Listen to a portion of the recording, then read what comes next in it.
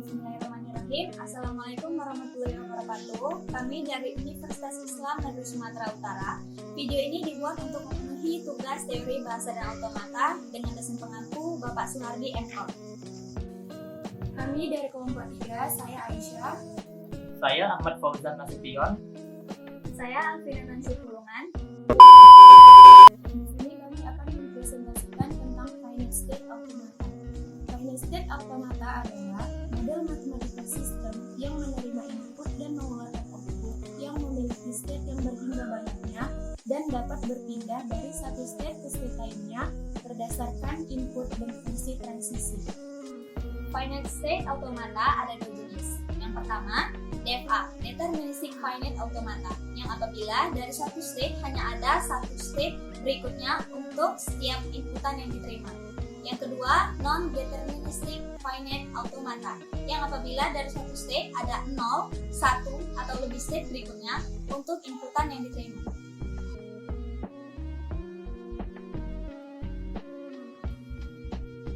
Kita masuk ke dalam contoh kasus DFA. Finite automata memiliki 5 tupel, yaitu Q adalah himpunan state. Di sini adalah S, Q, P, dan R. S, Q, P, R. Lalu sigma, yaitu input.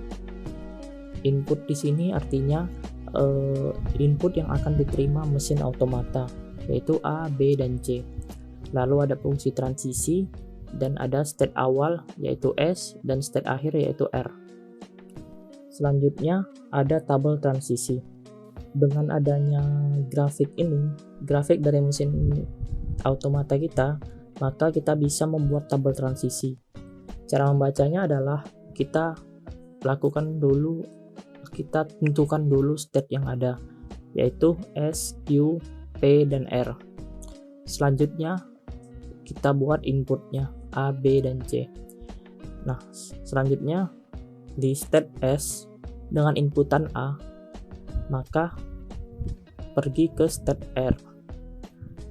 Begitu juga di state S dengan inputan B, maka pergi ke Q. Begitu seterusnya. Dari state S dengan inputan C, tidak ada hasilnya, tidak ada pergi ke state manapun, maka kita buat kosong. Ini juga Q dengan inputan A, maka pergi ke state P. State Q dengan inputan B, maka ke state R. State Q dengan inputan C ke state R. Begitu seterusnya. Selanjutnya kita lakukan pengujian. Kita coba menginput B, A, B, B. Teman-teman bisa lihat di sini, saya sudah tandai dengan berwarna biru. Dari state S, yaitu state awal, kita melakukan input B, maka pergi ke state Q, lalu input A, pergi ke state P, lalu A lagi, tetap di state P, lalu B, state Q, lalu B, pergi ke state R. Nah, karena hasilnya adalah state R, yang dimana adalah state akhir, maka inputan B, A, B diterima. Selanjutnya adalah inputan B, A, B, B. Sama seperti sebelumnya, saya sudah tandai dengan berwarna biru.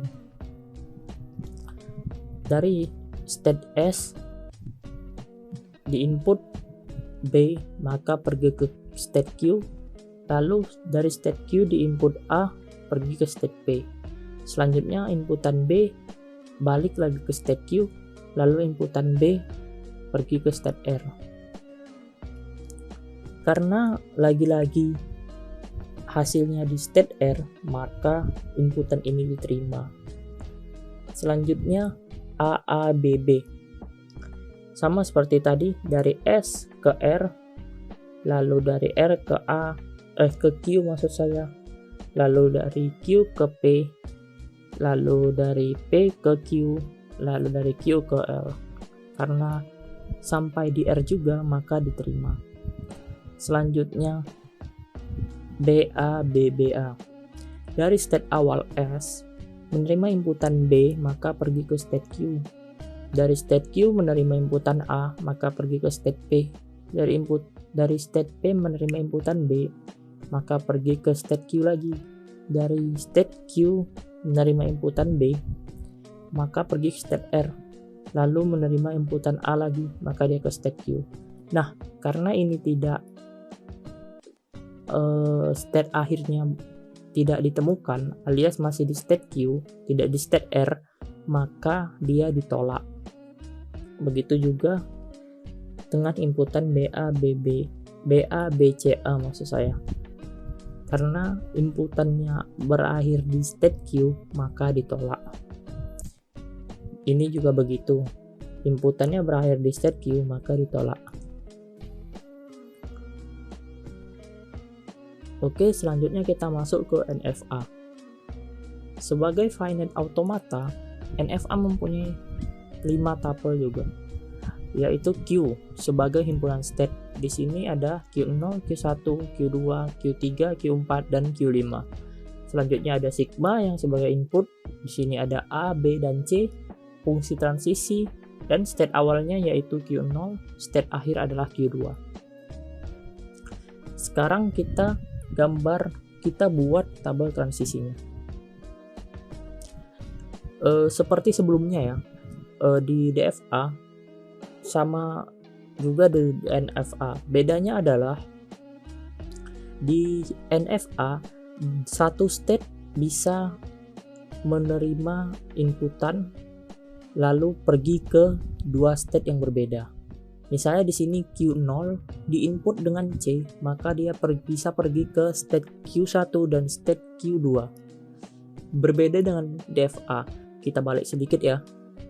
Nah, di DFA satu inputan hanya menghasilkan satu state. Seperti berikut kan. State S dengan inputan B dia hanya pergi ke Q. State S dengan inputan A hanya pergi ke R, tidak pergi ke state yang lain. Itulah yang membedakan DFA dengan NFA. Di NFA, state Q dengan inputan C bisa pergi ke dua state. Salah satu kita pilih nanti. Nah, maka di table transisinya akan ada nilai berdouble-double gini, karena itulah ciri-ciri NFA. Dia satu inputan bisa pergi ke lebih dari satu state. Cara bacanya sama seperti DFA, yaitu state Q0 inputan A tidak ada, inputan B tidak ada, inputan C, Q1 dan Q2. State Q1 inputan A, Q2 dan Q3, inputan B, Q2 dan Q3, inputan C tidak ada. Begitu seterusnya. Selanjutnya kita lakukan pengujian. Kita lakukan pengujian dengan input C. Hasil input C diterima. Karena dari Q0 di input C, maka dia pergi ke Q2. Karena Q2 adalah final state, maka hasilnya adalah diterima. Selanjutnya, input CA. Input CA hasilnya adalah diterima karena dia sampai ke final state.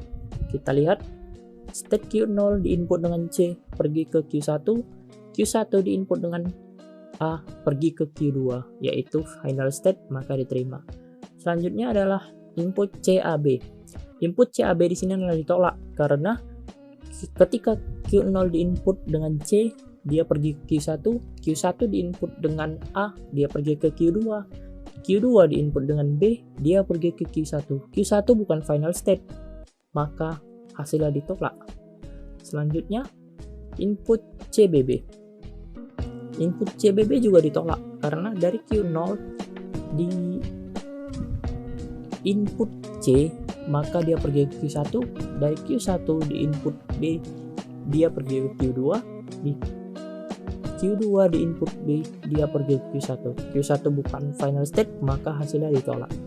Selanjutnya juga begitu ya, sama seperti sebelumnya.